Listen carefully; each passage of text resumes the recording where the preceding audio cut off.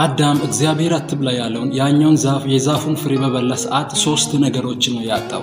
አንደኛ ስጋው የማይሞት ሆኖ ነበር የተፈጠረው። ነገር ግን አዳም የእግዚአብሔርን ትእዛዝ በተላለፈ ሰዓት ያጣው ነገር ምንድነው ብትሉ፣ አንደኛ ስጋው እንዲሞት ተደርጎ ወደቀ። ስጋው የወደቀ የሚሞት ሆነ። ሁለተኛው አዳም ያጣው ነፍሱን ነበረ። ነፍሱ የሶስት ነገሮች ውቅረት ነው። አንደኛ የስሜት፣ ሁለተኛ የፍቃድና ሶስተኛ የእውቀት ውቅረት ነበረ። አዳም ፍቃዱን አጥቷል። ለኃጢአት የሚሆን ፍቃድ ውስጥ ገብቷል። ሁለተኛ ደግሞ ስሜቱን አጥቷል። ስሜቱ ለተለያዩ ነገሮች የሚውል ሆኗል። ሶስተኛ ደግሞ እውቀቱን አጥቷል። ለእግዚአብሔር ያለው እውቀት አንደርስታንዲንግ የወደቀ ሆኗል።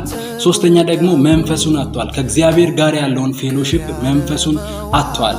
ሁለተኛው አዳም ኢየሱስ ክርስቶስ ደግሞ ይሄኛው አዳም አንደኛው አዳም የጣለውን ነገር ሁሉንም መልሶልናል። ሶስቱንም ነገሮች ስጋን፣ ነፍስና መንፈስን መልሶልናል። ይሄኛውም ማለት ኢየሱስ ክርስቶስ ወደ ምድር መጥቶ ሰው ሆኖ መጥቶ እኛን ሲያድነን አንደኛ የመለሰልን ምንድነው ብትሉ ከእግዚአብሔር ጋር ያለውን ህብረት ነው። አዳም ከእግዚአብሔር ጋር ያለውን ህብረት በመንፈስ ቅዱስ መቆራረጥ አኳያ አጥቶ ነበር። እግዚአብሔር ግን ከእግዚአብሔር ጋር ያለውን ህብረት ኢየሱስ ክርስቶስ አስቀጥሎልናል። በምን ብትሉ መንፈሳችንን በውስጥ ያለውን አሳደሰን። ስለዚህ በመንፈሳችን አኳያ ድነናል። ሁለተኛ ደግሞ እየዳንን እንሄዳለን። በምን?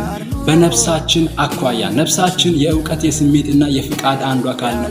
እውቀታችንን እግዚአብሔርን በማወቅ እግዚአብሔርን በመምሰል ዕለት ዕለት ወደ እሱ መጓዝ ስንችል ምን እናደርጋለን? ነፍሳችን ድሮ አዳም በሁለተኛ ያጣው ነገር ነፍሳችን መታደስ ይጀምራል።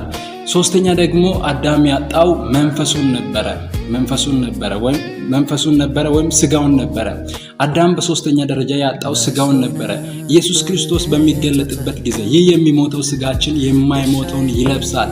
በዚያን ጊዜ አዳም የሚሞትና የሚጠፋ ስጋ ሆኖ በአዳም ምክንያት ስጋችን ቢወርቅ እንኳን በሁለተኛው አዳም በኢየሱስ ክርስቶስ በኩል ስጋችን ይህ የሚታዩት የሚሞተው የማይሞተውን ይለብሳል።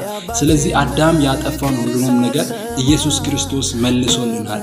ይህም ማለት ይህ በረከት የሚቆጠረው በጌታ በኢየሱስ ክርስቶስ ለሚያምኑት ብቻና ብቻ ነው።